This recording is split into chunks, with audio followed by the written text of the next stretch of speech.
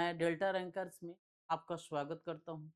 मैं शांतनु यस उस कड़ी में यूपीएससी की सेट के क्वेश्चन को आगे हम देखते हैं। कौन सा क्वेश्चन आया था सेट डी में?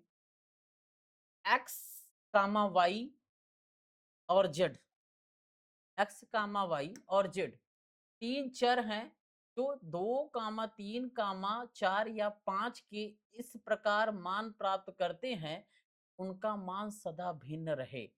यदि x into y plus z व्यंजक के लिए यम और यन क्रमशः फर्स्ट पॉइंट में बृहत्तम संभव मान तथा लघुत्तम संभव मान निरूपित करते हैं, तो यम माइनस यन क्या होगा?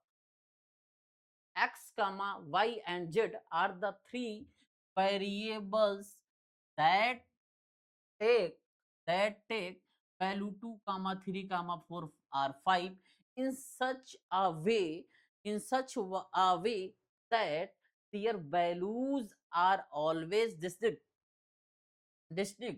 If for the expression x into y plus z, first then first m and n respectively represent the maximum possible value and minimum possible value, then m minus n is what अब इसमें देखेंगे, जब m minus n की बात आ रही है तो given हमें क्या दिया गया है? x कामा y और z 2, 3, 5 से अलग अलग डिस्टिंक्ट निकालने हैं, मान दिए गए। अगर एक्सप्रेशन देखें तो हमें x plus y plus z, यहाँ पे यम जो दिया गया है maximum value, N minimum value, तो यम माइनस यन को हमें निकालना है। क्लियर? यम माइनस यन को निकालना है तो पहला हम स्टेप देखेंगे, मैक्सिमम वैल्यू के लिए सबसे बड़े दो अंक मल्टीप्लीकेशन में रखें। तो मान लो x बराबर 5, y बराबर 4 और z बराबर 3। तो हम इसका मल्टीप्लीकेशन में रखेंगे तो ये 5 into 4 plus 3 equal to 20 plus 3 equal to 23। वहीं पर स्टेप सेकंड मैक्सिमम वैल्यू के लिए, वहीं पर स्टेप सेकंड जो है देखेंगे, इस स्टेप सेकंड में हम देखेंगे कि मैक्सिमम वैल्यू तो पहले हो गई, ठीक है। अब मैक्सिमम वैल्यू पहले हमारा समाप्त है। इसमें जो है मिनिमम वैल्यू के लिए, ठीक है, इसमें हम क्या करेंगे? मिनिमम वैल्यू पहले लेंगे, ठीक है। इस वाले में हम क्या करेंगे? मिनिमम वैल्यू लेंगे। मिनिमम वैल्यू लेंगे। क्या लेंगे? Minimum value.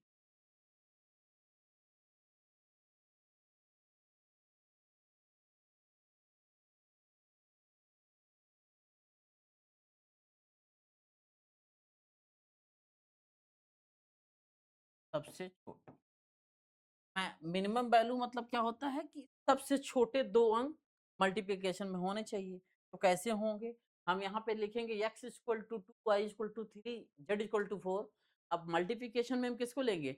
2 इंटू 3 ब्रैकेट के बाहर हम +4 करेंगे इक्वल टू 10, 2 3 जा 6 प्लस 10, तो हमारा वैल्यू क्या आ जाएगा? 10 आ जाएगा। m माइनस n निकालना है तो 23 माइनस 10 करेंगे तो हमारे पास क्या आ जाएगा? 13 आएगा। उसमें हम आंसर देखेंगे, तो 13 होना चाहिए। ये हमारा सी ऑप्शन में क्या होगा? आंसर हो, ठीक।